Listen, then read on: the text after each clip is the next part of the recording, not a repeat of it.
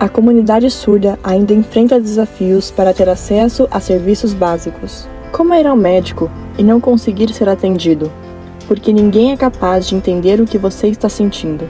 Como é sofrer uma violência e para a delegacia em uma situação de emergência e não ser compreendido? Além de dados e números, vamos dar rosto para essa comunidade, descobrir suas histórias, diversidades e desafios cotidianos. Essa é a voz do silêncio.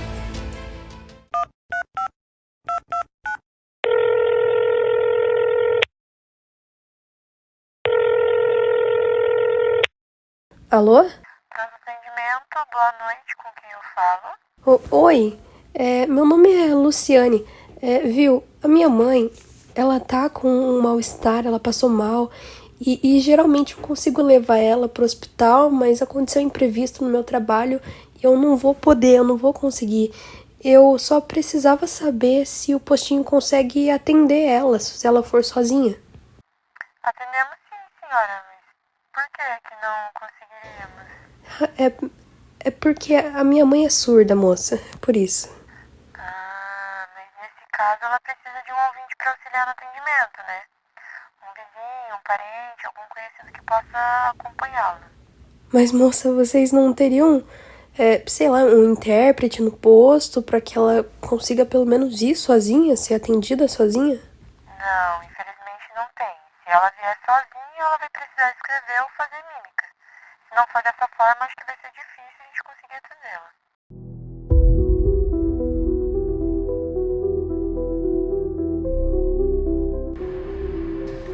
Então, como uma pessoa surda, né, como eu me sinto com essa comunicação que não existe, né, é uma comunicação muito falha, com as pessoas que trabalham em lojas, em bancos, em hospitais, qualquer lugar que a gente precise desse atendimento, algumas pessoas não conseguem se comunicar.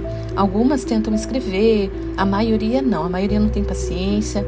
Às vezes falam algumas coisas que não são legais para nós ou nos tratam com desprezo. Então as pessoas elas não dão esse atendimento. Então é muito ruim. Falta acessibilidade e comunicação. Falta Libras e falta esse atendimento de qualidade para nós.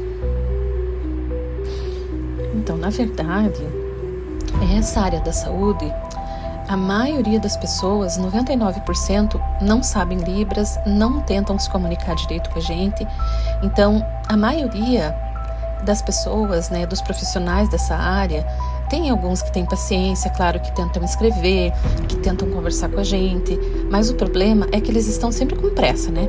Atende um, atende outro, mas quando chega o surdo para fazer esse atendimento, eles não têm paciência, porque a gente precisa de mais tempo, então a gente precisa de uma comunicação mais clara, mas eles não têm paciência, infelizmente, não tem uma comunicação clara, e isso é muito ruim. Na verdade, né, às vezes a gente, surdo, tem que levar um intérprete junto, mas na área da saúde é difícil e às vezes a gente não tem esses intérpretes, né, disponíveis para nos ajudarem, né? Então isso é muito forte, isso é muito difícil para a nossa vida. Então, esse ano, em 2025, né, o meu filho de 8 anos, ele comeu alguma coisa e daí ficou presa na garganta dele, e eu peguei a minha outra filha, né, de 10 anos, e aí nós três fomos pro UPA. Não, desculpa, na verdade foi para um hospital, né, que tem ali na cidade de Araucária. Então nós fomos rápido, ele já estava sentindo falta de ar, porque ele comeu alguma coisa que ficou presa ali, e nós chegamos lá no hospital e não tinha ninguém para me atender com Libras. Então, como que eu ia me comunicar, como que eu ia falar para as pessoas que o meu filho estava quase morrendo, que ele estava com dificuldade para respirar?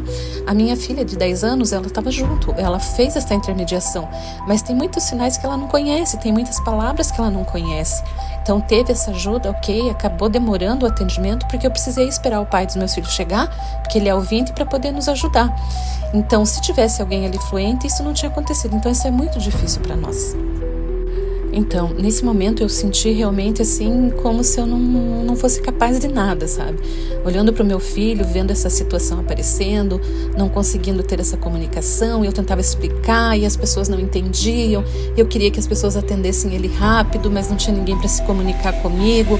Então, foram várias situações que me deixaram bem nervosa, bem chateada.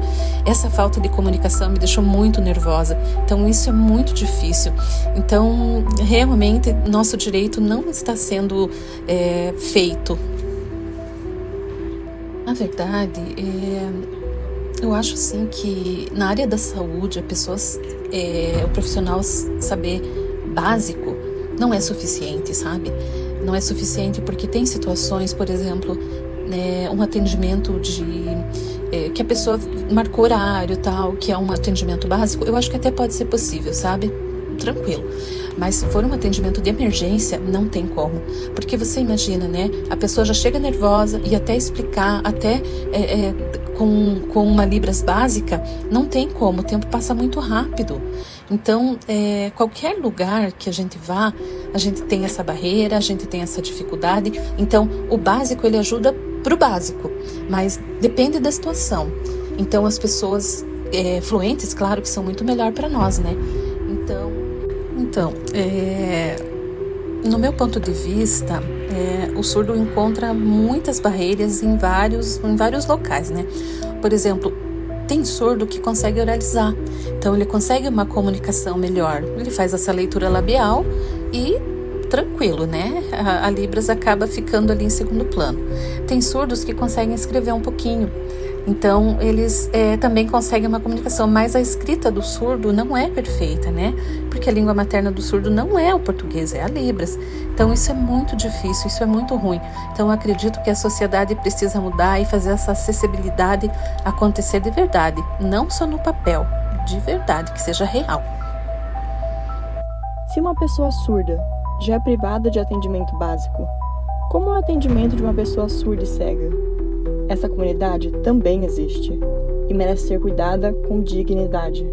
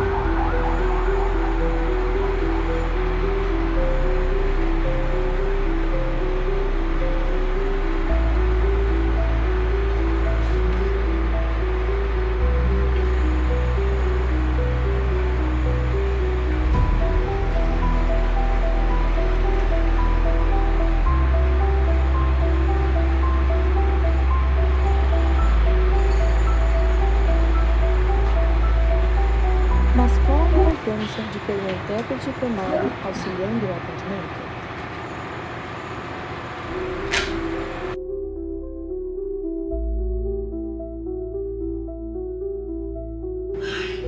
Eu espero que eles encontrem intérpretes, mas intérpretes de qualidade também. Não adianta você pegar uma pessoa que fez um cursinho básico e colocar lá para fazer um atendimento só para dizer que tem. Então não é só isso, não é só pegar um intérprete e colocar lá. Esse intérprete tem que ser especializado, ele tem que ter essa fluência, ele tem que ter um conhecimento, uma convivência com o surdo. Então isso é uma coisa muito séria hoje, assim. A Libras, o intérprete de Libras virou moda, né? Não tem aquele compromisso de estudar, de conhecer, de saber que o surdo que é uma língua, não é uma mímica, não é uma brincadeira. Então eu acho que isso, eles também têm que cobrar muito isso, sabe? Não é só a gente que está dentro da comunidade surda sabe como eles sofrem, mas isso precisa vir deles também, né? Dos surdos. Eu acho que de leitura não tem assim uma história, porque eles já vêm aqui, apesar de assim, eles já chegam aqui com esse medo de serem maltratados. Então toda vez que eu atendo um surdo, eles sentem um alívio, assim, e eles falam depois, eles falam, puxa vida, eu vim aqui morrendo de medo porque eu achei que eu não ia conseguir me comunicar, ia ter que escrever, e aí eu chego aqui, tem você, e é um alívio, então são sempre gratos. Mas uma das coisas que mais me fez acreditar realmente que eu estava no caminho certo foi levar minha filha no aeroporto, né, no começo da minha formação, e tinha um casal surdo lá tentando fazer check-in. E aí ninguém conseguia falar com eles, ninguém conseguia. E eu cheguei, pedi licença e perguntei, precisa de ajuda? A moça até chorou, assim, emocionada, porque ter alguém que conhecesse a língua dela e pudesse ajudar. E eles iam para a Europa, então iam ter que fazer uma parada aqui em São Paulo e tal. E a pessoa não conseguia explicar isso para eles, que eles não podiam sair, eles tinham que descer da nave, mas ficar ali. Então quando eu entrei e comecei a fazer essa explicação, aquilo ali mostrou sim que eu estava fazendo a coisa certa. Foi ali que eu falei, é isso. Nossa, tem muitos.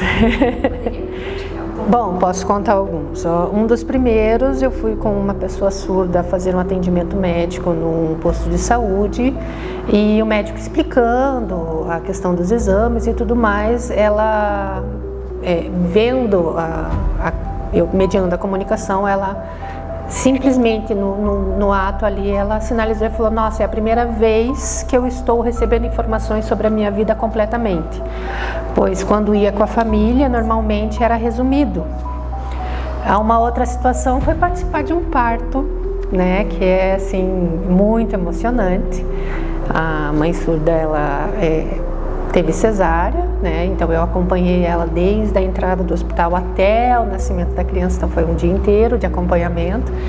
E assim, choro para todos os lados e não tem como a gente também não se emocionar. Casamentos, a gente participa muito com a Justiça no Bairro em parceria, né? Eles sempre solicitam que a Central de Libras vá aos casamentos coletivos, que sempre tem casais surdos que também se inscrevem e a gente media essa comunicação completamente para eles. O acesso à comunicação é o que vai permitir a pessoa exercer sua plena cidadania. Então a gente viu aqui nos exemplos dela, né? A pessoa nunca soube da sua própria vida, da sua própria saúde, porque não falava, né, não conseguia se comunicar com o médico e sempre por interposta pessoa, então sempre, né, um telefone sem fio, né? E aí a gente vê como é importante, né, o serviço que a gente quer contratar. Quando a gente foi fazer pesquisa, o exemplo era exatamente uma mãe com uma filhinha e ela dizia, minha filhinha, ela tentava comunicar uma pessoa surda para dizer que a criança estava incomodada e ela não sabia o que. E aí a médica acessou com o telefone dela, já que a mãe estava segurando a criança, tentando fazer os sinais, e aí a médica com o telefone dela acessou um serviço, e aí a gente, ele descobriu na consulta que era o dentinho da criança. Então, que é uma coisa que a gente pensa que é simples. Para nós é tão simples. E para ela realmente estava sendo ela não sabia o que aquela criança tinha e resmungava e ficava incomodada, e era a questão da dentição. Você veja, algo tão simples. E foi naquele momento, que foi ali que eu passei a ter mais contato com a comunidade surda, como diretora do departamento, que eu percebi que não podia esperar mais nenhum dia. Eu vi aquele vídeo e a gente já fez o ofício e já começou a articular o orçamento para executar esse serviço.